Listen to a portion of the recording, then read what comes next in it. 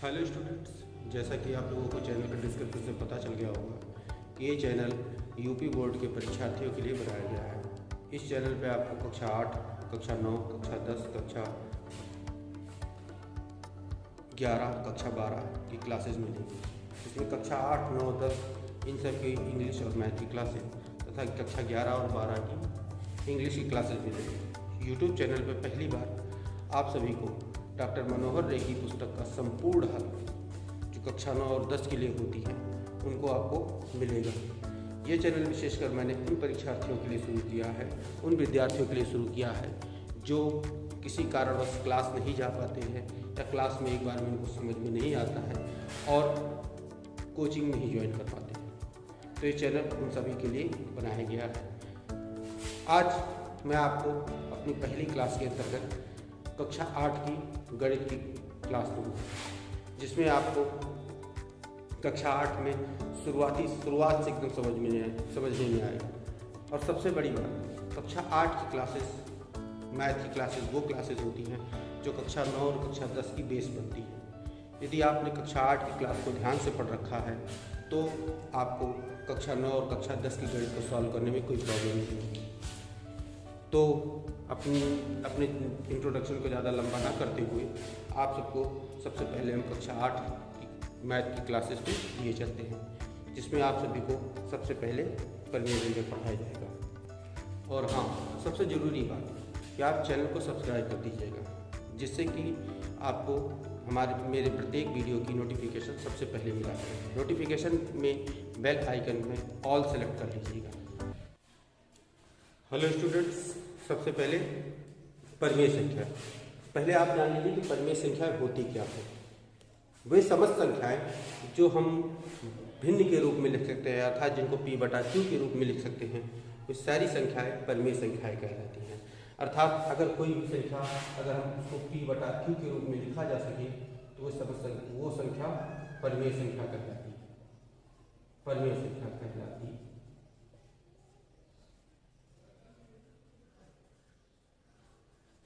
अर्थात जो हम जैसे किसी गिनती को ले लेते हैं, जैसे ले लिया हमने 8, तो अगर हम इसको भिन्न के रूप में 8/1 करके लिख सकते हैं, तो ये 8 हमारा परिमेय संख्या है। अर्थात वो समस्त संख्याएं जो भिन्न के रूप में लिखी जा सके वो समस्त संख्याएं परिमेय संख्याएं कहलाती हैं।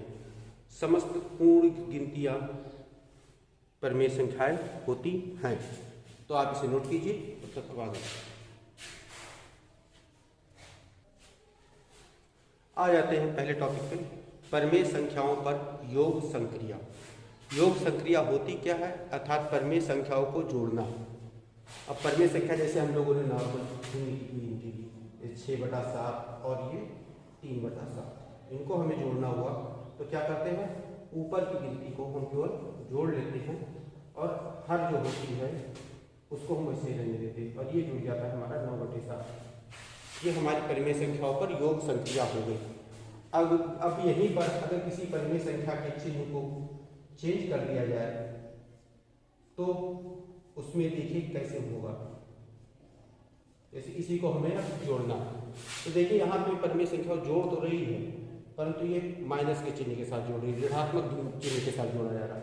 तो ऋणात्मक चिन्हों के लिए सबसे पहले हम क्या करेंगे, हर एक जैसी है, हर को एक जैसा नीचे लिखेंगे।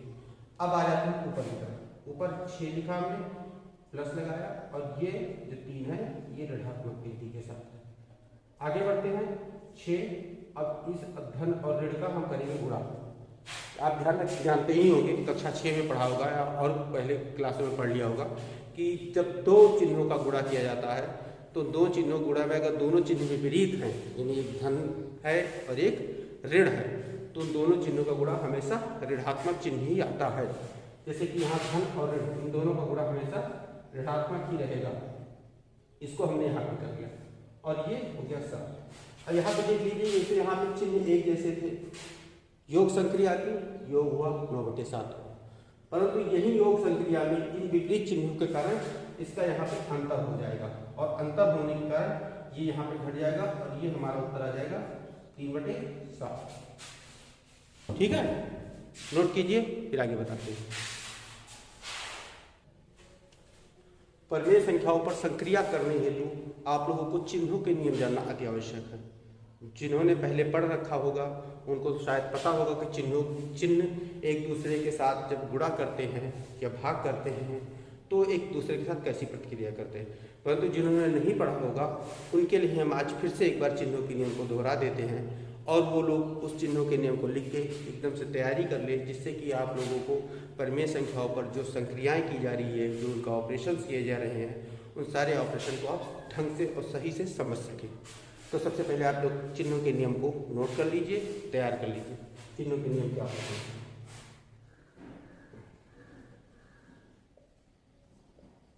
चिन्हों के नियम, पहला नियम होता है यदि दो धनात्मक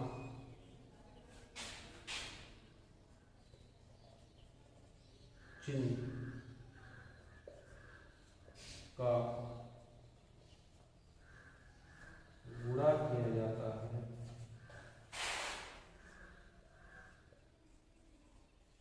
तो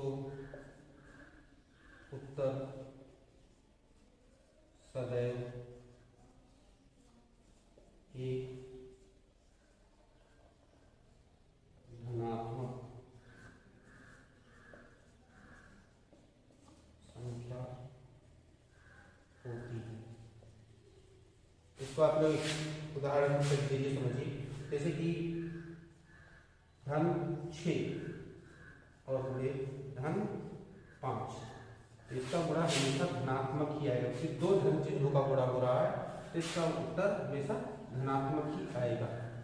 ठीक है, एक और उदाहरण लेते हैं, धन 2 और धन 15, इसका गुणा करेंगे उत्तर धनात्मक आएगा। ठीक, नोट कीजिए।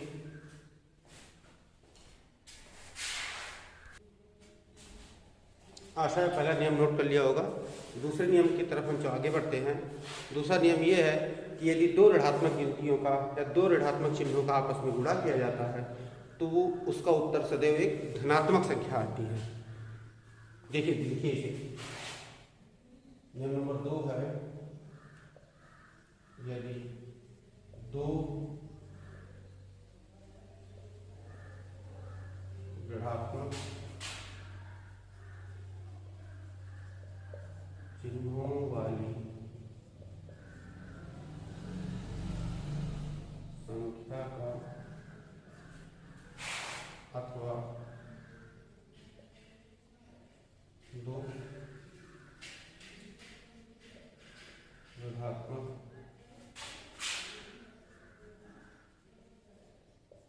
चिन्हों का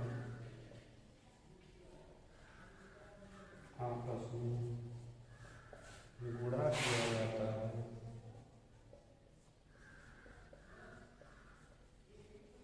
तो उत्तर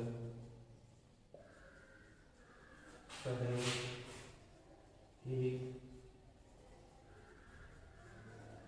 धनात्मक संख्या प्राप्त होती है। इसको एक उदाहरण समझते हैं। जैसे माइनस ऋण 8 और गुणे ऋण 3, हम इन दोनों गुणा के दो ऋणात्मक चिन्हों का गुणा करते हैं। तो दो ऋणात्मक चिन्हों का गुणा जब भी हम करेंगे वो हमेशा एक धनात्मक संख्या बन जाएगा, और 8 और 3 का गुणा करेंगे फिर हमारा आ जाएगा। ठीक, एक और नियम लेते हैं, ऋण 6 गुणे ऋण 7। अब इसको जब गुणा करेंगे दोनों ऋणात्मक चिन्हों का गुणा किया, धन आ गया, और 6 और 7 का गुणा किया तो आ गया हमारा 42। ठीक, अब इसी तरह बताया है दो ऋणात्मक चिन्हों का आपस में गुणा। अब ये कैसे होगा? दो ऋणात्मक चिन्ह, अब यहाँ पे देख लीजिए, जैसे यहाँ पे ऋण लगा हुआ है और यहाँ इसके साथ लगा दिया गया है ऋण 7। अब यहाँ पे गिनती तो कोई दूसरी है नहीं कि जिसको आपस में गुणा किया जा सके। यहाँ पे आपको दो चिन्ह मिल रहे हैं, ये और ये, इन दोनों को आपस में गुणा करें। क्योंकि आप लोगों को ये पता होगा देखिए यहाँ पे कोई निशान नहीं होता तो इसको गुणा निशान माना जाता है। यहाँ पे दोनों चिन्हों पर आपस में कर देंगे गुणा, और गुणा करते ही ये चिन्ह हमारी जो बन जाएंगी ये धन हो जाएगी, धन। ये इस नियम का मतलब यही हुआ कि दो चिन्हों का आपस में जब हम गुणा करते हैं तो दोनों चिन्ह अगर ऋणात्मक हैं तो वो दोनों चिन्ह आपस में गुणा करके धनात्मक हो जाती हैं। अर्थात या दो ऋणात्मक संख्याओं का जब गुणा किया जाता है तो गुणा करने के बाद दोनों ऋणात्मक संख्या गुणा होने के पश्चात धनात्मक हो जाती हैं। चलिए नोट कीजिए। तीसरे नियम के अंतर्गत आप सभी को ऐसी दो संख्याएं लेनी होती हैं जिनका चिन्ह आपस में विपरीत होता है, अर्थात एक संख्या ऋणात्मक होती है, एक संख्या धनात्मक होती है। जब इन चिन्हों का, इन संख्याओं का आपस में गुणा किया जाता है तो इन संख्याओं के जो चिन्ह लगते हैं वो सर्वदा ऋणात्मक यानी हमेशा ऋणात्मक ही लगाए जाते हैं। नियम नंबर 3 नोट कीजिए। यदि दो ऐसी संख्याएं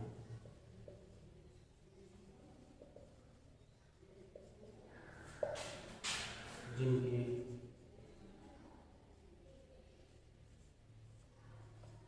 चिन्ह विपरीत होते हैं अर्थात एक संख्या ऋणात्मक चिन्ह के साथ तथा एक संख्या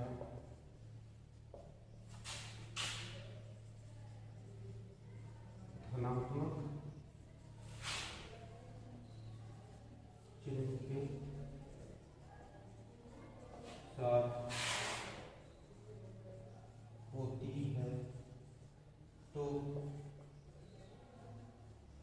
उनका गुणा हमेशा एक ऋणात्मक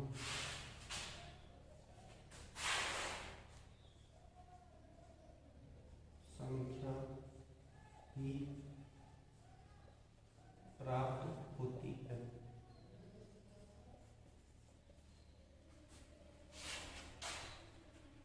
यहाँ पे गुणा नहीं गुणनफल होगा।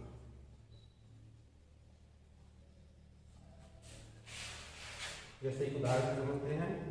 यहाँ पर हमने चिन्ह ले लिया ऋणात्मक करके हमने लिया 5 और इसको गुणा करना हमने धन 7 के साथ। तो ये ऋण है, ये धन। अभी बताया है कि ऋण धन यानी दो चिन्हों का विपरीत चिन्हों का गुणा हमेशा ऋण होता है। और 5 और 7 का गुणा किया तो आएगा हमारा 35। ठीक, जैसे कि हमने ले लिया धन 8 और ऋण 2। धन और ऋण चिन्हों के अनुसार गुणा किया, ये हो गया 8 दूनी 16। ठीक, आशा है कि चिन्हों के नियम आप लोग समझ गए होंगे। नोट कीजिए, तब आगे आप लोगों को रैशनल नंबर्स अर्थात परिमेय संख्याओं के बारे में और विस्तार से बताते हैं। चिन्हों के नियम आप लोगों ने नोट कर लिए होंगे और चिन्हों के नियम नोट करने के बाद आप लोगों को पता भी चल गया होगा कि परिमेय संख्याओं पर जो संक्रियाएं की जाती हैं वो हमेशा योग की संक्रिया योग ही नहीं होती, अर्थात परिमेय संख्याओं का एडिशन हमेशा एडिशन ही नहीं रह जाता, या सब्ट्रैक्शन यानी अंतर की संक्रिया हमेशा अंतर ही नहीं रह जाती। ये सारी संक्रियाएं उन परिमेय संख्याओं के साथ लगे हुए चिन्हों पर आधारित होती हैं। तो आप लोगों को इसको थोड़ा सा और विस्तार से समझाते हुए कुछ उदाहरण दे रहे हैं जिससे कि आप लोगों को इस बारे में ढंग से समझ में आ जाए। जैसे अब यहाँ पे हमने लिया संख्या 3/7 और दूसरी संख्या हमने ले ली 5/7। अब अभी आपको बताया कि चिन्हों के अनुसार, तो यहाँ पे 3/7 को हमने ब्रैकेट खोल के लिख लिया, 5/7 को लिखा। अब दोनों के देखिए हर आपस में बराबर है, तो बराबर होने का एक जगह रख दिए गए। एक चीज हमने -3 के साथ रखी, दूसरी रखी -5। अब ये दोनों चिन्ह आपस में देखिए विपरीत है, विपरीत होने के कारण ये दोनों संख्याएं आपस में घटा दी जाएगी। और घटाने के बाद हमें उत्तर क्या मिलेगा, 5 में से 3 गया, 2 बचा, और हर जो है वैसे ही। अब यहाँ देखिए 5 में से 3 हमने घटाया, आप 3 में से 5 भी घटा सकते हैं। 3 ऋणात्मक है, 5 धनात्मक है। यहाँ ध्यान रखिए यदि आपको ऋण 8 मिल रहा है और धन 2 मिल रहा है तो 8 में से 2 घटाएंगे, 6 उत्तर आएगा। लेकिन जो चिन्ह लगाई जाएगी वो 8 की लगेगी, क्योंकि 8 के साथ 8 सबसे बड़ी गिनती है और उसी की चिन्ह उत्तर में हमेशा लगाई जाती है। इस बात को आप ध्यान रखिए। इन संक्रियाओं पर जोड़ करते समय या घटाव करते समय वही चिन्ह लगाई जाती है कि जो सबसे बड़ी संख्या के साथ लगी हुई होती है। जैसे यहाँ 8 के साथ माइनस लगा होता है, इसलिए हमने उत्तर में माइनस लगा दिया। इसी तरह अगर आप ले लीजिए कि ये -7 है और +9 है, तो 9 में से 7 हम घटा लेंगे तो 2 उत्तर आएगा। और यहाँ पे लगाएंगे हम धन का चिन्ह, क्योंकि 9 के साथ हमें एक धन की संख्या मिल रही है। तो आप लोग इसको केवल समझने के लिए लिखा गया था, इसे नोट मत कीजिएगा। और आप लोगों को अभी हम इस पे परिमेय संख्याओं की संक्रियाएं समझते हैं। अगला एक उदाहरण लेते हैं। जैसे हमने ले लिया 6/5 और धनात्मक लगाया, यहाँ पे एक ऋण चिन्ह के साथ ले लिया 3/7। अब यहाँ देखिए, यहाँ तो हर आपस में बराबर थे, इसीलिए हमने सीधी सी बात एक हर को बराबर करके ऊपर की गिनती को हमने चिन्हों के साथ जोड़ दिया या घटा दिया, आंसर मिल गया।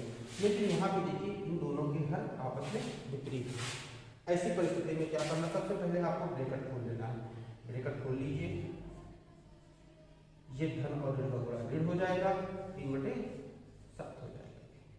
अब इसके बाद आपको क्या करना है, इसके बाद आपको नॉर्मल सा करना है कि 7 का गुणा 6 के साथ कर दीजिए, 6 गुणे 7, और 5 का गुणा 3 के साथ कर दीजिए, 5 गुणे 3। अब यहाँ देखिए चिन्ह माइनस का लगा हुआ था, अतः इनके बीच में भी माइनस का गुणा हो जाए। और उसके बाद इन दोनों को आपस में गुणा कर दीजिए, 5 गुणे 7। ठीक, अब इसको आगे बढ़ते हैं। 6 7 42 ऋण 5 15 अपॉन 5 7 35। अब इसे घटा देंगे तो घटाने के बाद कितना आएगा, घटाने का हमारा बनेगा 27/35। ये हमें इसका आंसर मिलेगा। आशा है समझ में आ गया होगा। नहीं समझ में आता तो अगली स्लाइड में एक और उदाहरण लेकर समझने की कोशिश करें, तब तक इसे आप नोट कीजिए। चलिए, भिन्न प्रकार के हर के लिए, हर के साथ जो परिमेय संख्याओं की संक्रियाएं होती हैं उनका एक और उदाहरण समझते हैं। जैसे हमने लिया -2/7 और दूसरे ब्रैकेट में धन लगा के हमने ले लिया 5/11। इसको हमें ऐड करना है। तो सबसे पहले चिन्हों को इसके ब्रैकेट हटा लेते हैं। 2/7 धन 5/11। ठीक, अब वही प्रक्रिया जो पिछले एग्जाम्पल में बताई थी, इसका मल्टीप्लाई इसके साथ, -2 × 11 प्लस इसका गुणा इसके साथ 7 × 5 बटे इसका गुणा इसके साथ 7 × 11। तो इनका आपस में गुणा कर लेते हैं तो कितना हो जाएगा, 11 × 22, 7 बचे 35 और 11 सके 77।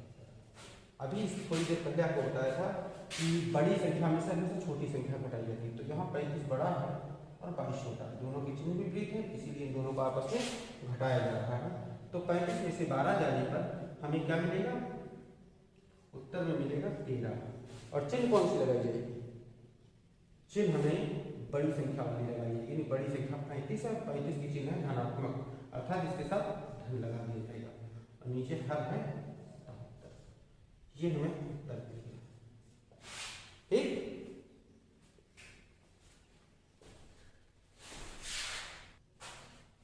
चलिए आगे बढ़ते हैं। परिमेय, जैसे कि आपने लिखा देख रहे हैं, परिमेय संख्याओं की संख्या रेखा पर संक्रिया।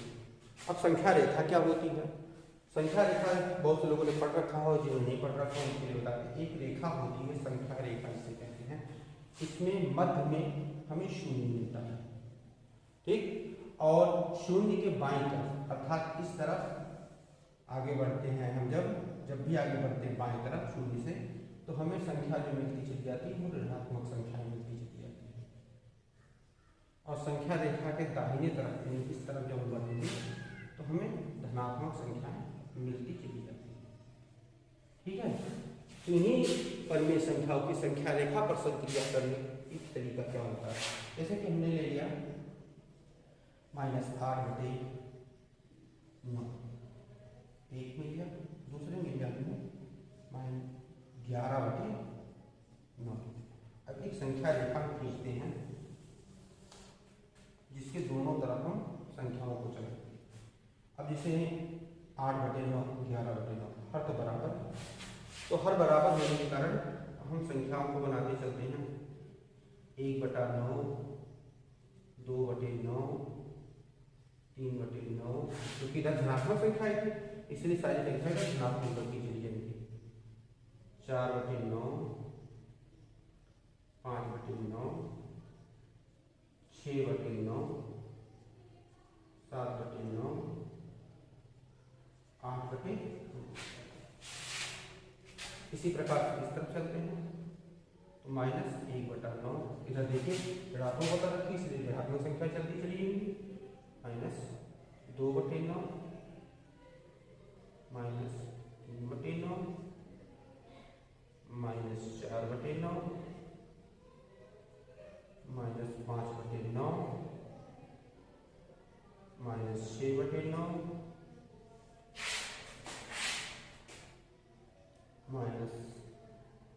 -7/9 और -8/9। एक संख्या रेखा हमने बनाई। अब इसको संख्या कैसे करते हैं। प्रथम गिनती हमारी -8/9, 0 से चले 8/9 तक चले, ठीक है।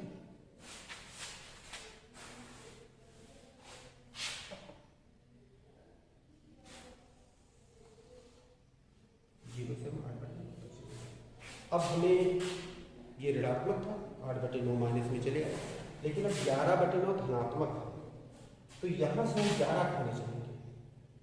1 2 3 4 5 6 7 8 9 10 11, यानी कि हमें यहाँ तक वापस भी जाना है। कहाँ आएंगे 1 2 3 4 5 6 7 8 9 10 11, यानी 4/9 तक हम आ रहे हैं।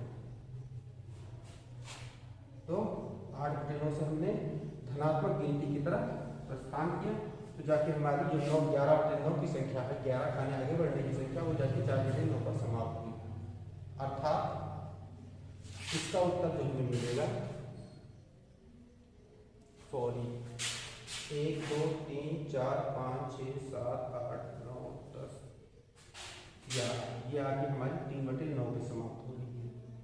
ये संख्या 3/9 पर समाप्त, अर्थात इसका जो उत्तर हमें मिलेगा वो 3/9 धनात्मक के रूप में, ठीक है। नोट कीजिए।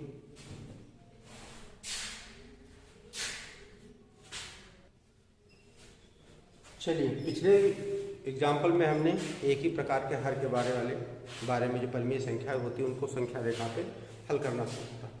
इस एग्जाम्पल में हम सीखेंगे कि यदि परिमेय संख्याओं की हर जो है वो भिन्न भिन्न प्रकार की हो जाए तो उनको संख्या रेखा पे किस प्रकार से हल किया जाएगा। चलिए देखते हैं।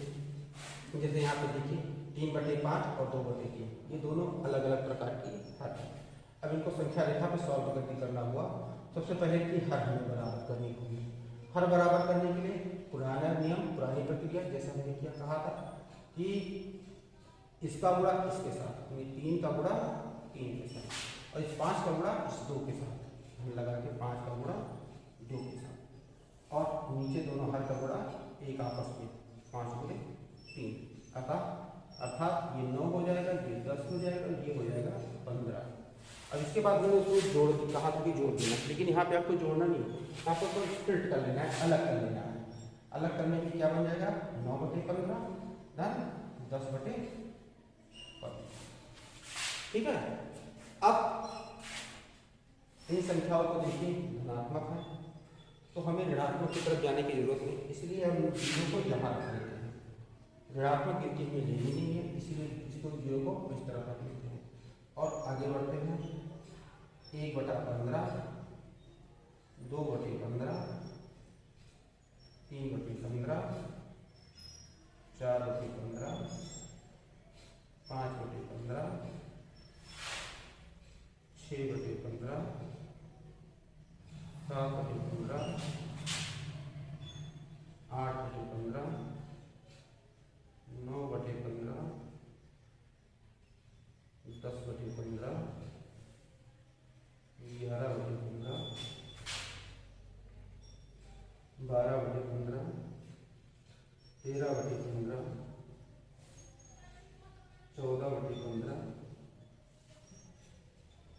15/15, 16/15, 17/15,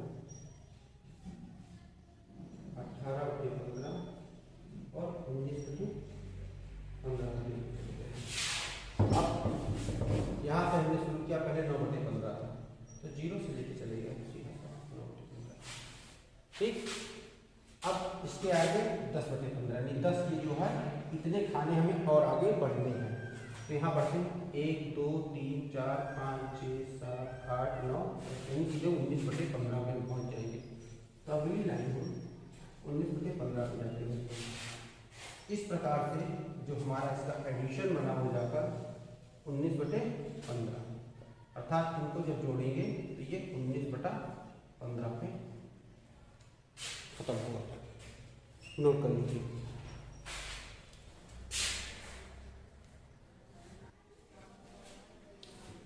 आशा है परिमेय संख्या का पहला पार्ट, परिमेय संख्याओं पर योग तथा अंतर की संक्रियाएं आपको ठीक से समझ में आ गया।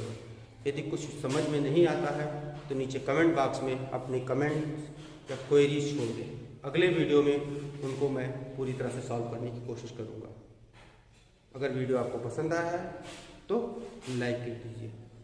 मिलते हैं नेक्स्ट वीडियो में, तब तक के लिए बाय।